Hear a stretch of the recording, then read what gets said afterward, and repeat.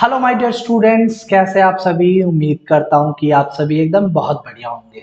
बच्चों, जैसा कि आप सभी को पता है कि हम एक सीरीज अपनी चैनल पर चालू कर रखा है। हमें क्लास 12 की पॉलिटिकल साइंस के एमसीक्यूज में आपको लगातार प्रोवाइड करवा रहा हूं, जो कि हमारे चैनल पर आज उसकी 7वीं सीरीज है, लेक्चर नंबर 7 है। और ये 7वां लेक्चर जो है पूरा का पूरा एमसीक्यू फॉर्म में होने वाला है। क्लास 12 के राजनीति विज्ञान के सारे एमसीक्यूज हैं।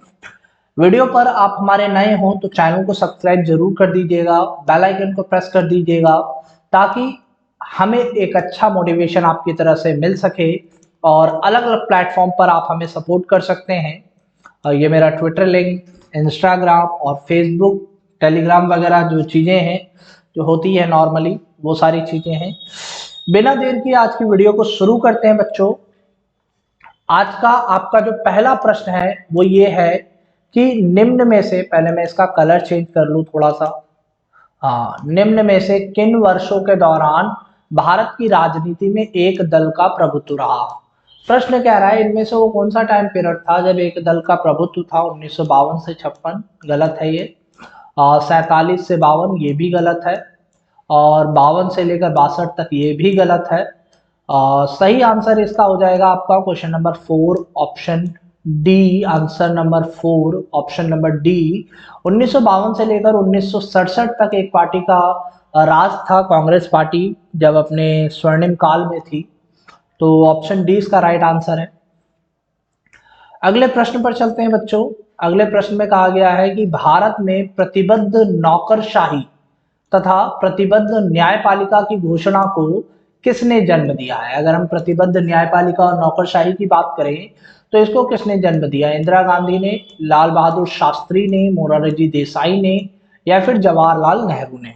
तो बच्चों इसका राइट आंसर हो जाएगा option number A, Indira Gandhi. Indira Gandhi की वजह से हमारी जो न्यायपालिका है, हमारी जो नौकरशाही है, वो एक प्रतिबद्ध हुई है। क्योंकि इंदिरा गांधी ने आपातकाल लगाया, उस वजह से भी बहुत सारी चीजें हुई। और जो उसने काम किए, जो अपने टाइम पीरियड में उन्होंने अच्छे अच्छे कार्य किए, वो सारे भी इसमें आ जाते हैं। तो इंदिरा गांधी इसका राइट आंसर है। प्रश्न नंबर 3 पे आ गए बच्चों। प्रश्न नंबर 3 कहता है कि नेशनल कॉन्फ्रेंस नामक दल किस राज्य से संबंधित है। अगर हम नेशनल कॉन्फ्रेंस की बात करें तो कहाँ का था। पंजाब का था, हरियाणा का था, जम्मू कश्मीर का था, या फिर दिल्ली का था। तो बच्चों इसका राइट आंसर है ऑप्शन सी, जम्मू कश्मीर का। नेशनल कॉन्फ्रेंस जो है जम्मू कश्मीर की एक पॉलिटिकल पार्टी है, जिसकी स्थापना शेख अब्दुल्ला ने की थी। और वर्तमान में फारूक अब्दुल्ला शायद इसके नेता हैं। तो ऑप्शन सी, जम्मू कश्मीर। चौथे प्रश्न की बात करें तो चौथे प्रश्न में कहा गया कि भारत में गठबंधन सरकार के पहले प्रधानमंत्री कौन थे। अगर हम भारत में गठबंधन सरकार के पहले प्रधानमंत्री की बात करें तो वीपी सिंह थी, देवगौड़ा थे, इंद्र कुमार गुजराल थे, या फिर अटल बिहारी वाजपेयी। तो बच्चों इसका राइट आंसर है ऑप्शन ए, वीपी सिंह। 1989 में जब राष्ट्रीय मोर्चा की जो सरकार स्थापित होती है तो उसमें वीपी सिंह देश के गठबंधन सरकार के पहले प्रधानमंत्री बनते हैं। पांचवें प्रश्न पे आ जाते हैं।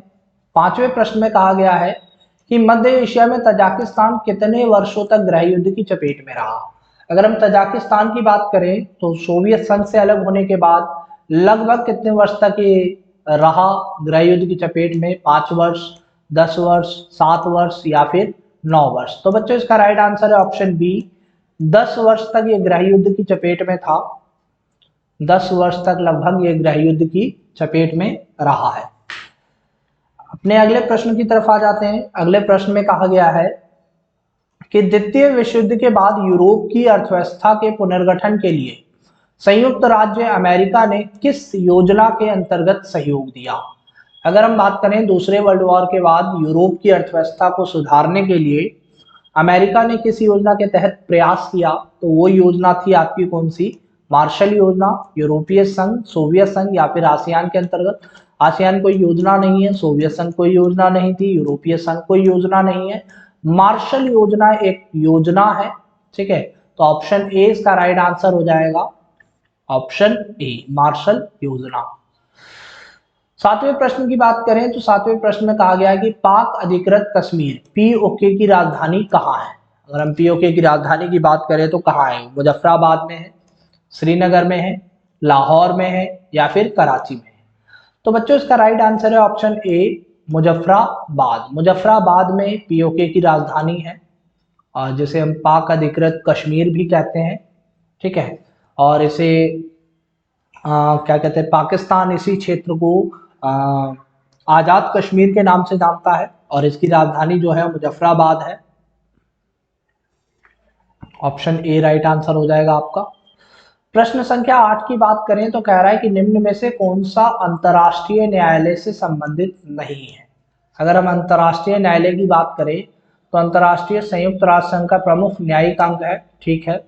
जून 1950 में संयुक्त राष्ट्र के चार्टर द्वारा इसे स्थापित किया गया। अप्रैल 1946 से इसने कार्य करना शुरू किया था। अंतर्राष्ट्रीय न्यायालय की स्थापना राष्ट्र संघ द्वारा 1920 में की गई थी। तो बच्चों इसका राइट आंसर जो है वो है आपका ऑप्शन बी, जून 1950 में संयुक्त राष्ट्र के चार्टर के द्वारा इससे कोई संबंध नहीं है इसका। ऑप्शन बी इसका राइट आंसर हो जाएगा। 9वें प्रश्न पे आ जाते हैं। 9वें प्रश्न में कहा गया है कि निम्नलिखित संधियों में कौन कौन सी संधियां निशस्त्रीकरण से संबंधित संधि है।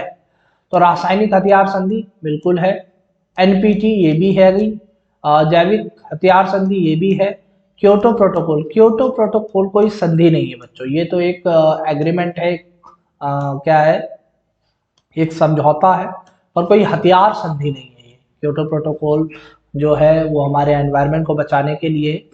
तो चौथा छोड़कर बाकी सारी जो है वो आपकी क्या है, हथियार से संबंधित संधियां हैं। तो इसका राइट आंसर हो जाएगा ऑप्शन ए 1, 2, 3, ठीक है। ऑप्शन ए इसका राइट आंसर हो जाएगा। अपने अगले प्रश्न की तरफ आ जाएं। अगले प्रश्न में कहा गया 10वां प्रश्न है, कह रहा है कि विश्व का पहला बांध विरोधी आंदोलन कहाँ हुआ था। सबसे पहले बांध विरोधी आंदोलन की बात करें तो कहाँ हुआ, भारत में हुआ, कनाडा में हुआ, ऑस्ट्रेलिया में हुआ या फिर नॉर्वे में हुआ। तो बच्चे इसका राइट आंसर है ऑप्शन सी, ऑस्ट्रेलिया में फ्रैंकलिन नदी के तट पर सबसे पहला बांध विरोधी आंदोलन होता है। Option C. 11वें प्रश्न पे आए तो 11वें प्रश्न में कहा है कि वैश्वीकरण का राजनीतिक प्रभाव क्या है। राजनीतिक प्रभाव क्या है, वस्तुओं के व्यापार में वृद्धि, आर्थिक प्रवाह की तीव्रता, सांस्कृतिक समरूपता या फिर राज्य की क्षमता में कमी। तो बच्चों ऑप्शन डी जो है वो राइट आंसर आपका हो जाएगा, क्योंकि राज्य की क्षमता में कमी करना ही वैश्वीकरण का एक राजनीतिक प्रभाव गिना जाता है। 12वें प्रश्न की बात करते हैं। 12वें प्रश्न में कहा गया है कि किस अधिवेशन के बाद भारतीय राष्ट्रीय कांग्रेस ने मान लिया कि राज्यों का पुनर्गठन भाषा के आधार पर ही होगा। तो राज्यों के पुनर्गठन की बात जो है किस अधिवेशन में हुई, नागपुर अधिवेशन 1920, कानपुर अधिवेशन 1921, बंगाल अधिवेशन 1922 या उपरोक्त में से कोई नहीं। तो बच्चों इसका राइट आंसर है ऑप्शन ए, नागपुर अधिवेशन में ही इस बात को तय कर लिया गया था कि भैया भारतीय राष्ट्रीय कांग्रेस ने ये बात मान ली थी कि राज्यों का जो पुनर्गठन है वो भाषा के आधार पर ही किया जाएगा। आई होप बच्चों आपको ये क्वेश्चन भी समझ में आया हो। 13वें प्रश्न की बात करते हैं। 13वें प्रश्न, निम्न में से मिल्कमैन ऑफ इंडिया के नाम से भी जाना जाता है। आखिर किसे मिल्कमैन ऑफ इंडिया कहा जाता है, चंद्रशेखर राव को, जवाहरलाल नेहरू को, वर्गीज कुरियन को या फिर जेसी कुमारप्पा को।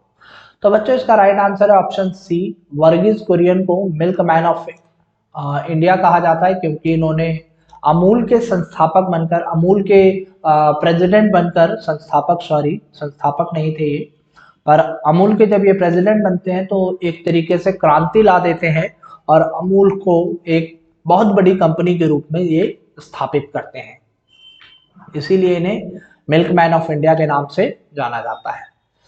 14वें प्रश्न में कहा गया कि गुट निरपेक्ष आंदोलन का पहला शिखर सम्मेलन कहाँ हुआ था। गुट निरपेक्ष आंदोलन की बात करें और उसके पहले शिखर सम्मेलन की बात करें तो आखिर ये कहाँ हुआ था। तो बच्चों इसका राइट आंसर क्या हो सकता है, सितंबर 1960 बांडुंग इंडोनेशिया, सितंबर 1963 घाना दक्षिण अफ्रीका, सितंबर 1961 बेलग्रेड यूगोस्लाविया या फिर सितंबर 1964 दिल्ली भारत। तो बच्चों इसका राइट आंसर है ऑप्शन सी, सितंबर 1961 में बेलग्रेड में जो यूगोस्लाविया का एक शहर है, यहाँ पर गुटनिरपेक्ष आंदोलन का पहला शिखर सम्मेलन आयोजित होता है। 15वें प्रश्न की बात करें तो 15वें प्रश्न में कहा गया कि पहले 3 आम चुनावों में कांग्रेस के शेष अन्य डालो लिखा है यहाँ बच्चों, मिसप्रिंट है, दलों होना चाहिए यहाँ पर, दलों से अधिक सीटों पर विजय प्राप्त हुई। इन चुनावों में किस राजनीतिक दल को दूसरा स्थान प्राप्त था? कौन सी पार्टी थी जिसे दूसरा स्थान मिला था? समाजवादी पार्टी दल, कांग्रेस पार्टी, भारतीय जनसंघ या फिर भारतीय कम्युनिस्ट पार्टी? तो बच्चों ऑप्शन डी जो है वो राइट आंसर है। भारतीय कम्युनिस्ट पार्टी को 16 सीटें मिली थी पहले चुनाव में, और पहले 3 आम चुनावों में भी इसे काफी कम वोट मिला, पर हमेशा दूसरे स्थान पे ये पार्टी रहती थी।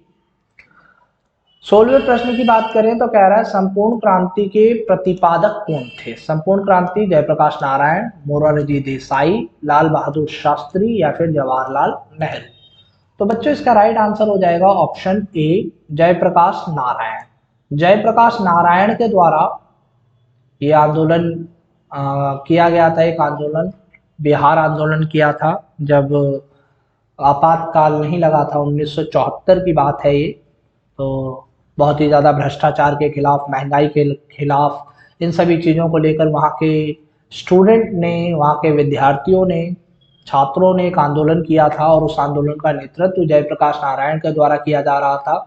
तभी जयप्रकाश नारायण ने एक संपूर्ण क्रांति का आह्वान किया था। तो इसके प्रतिपादक, संपूर्ण क्रांति के प्रतिपादक जो हैं वो जयप्रकाश नारायण ही हैं। 17वें प्रश्न पे आए तो 17वें प्रश्न में कहा गया कि द्रविड़ आंदोलन किस प्रकार का आंदोलन था?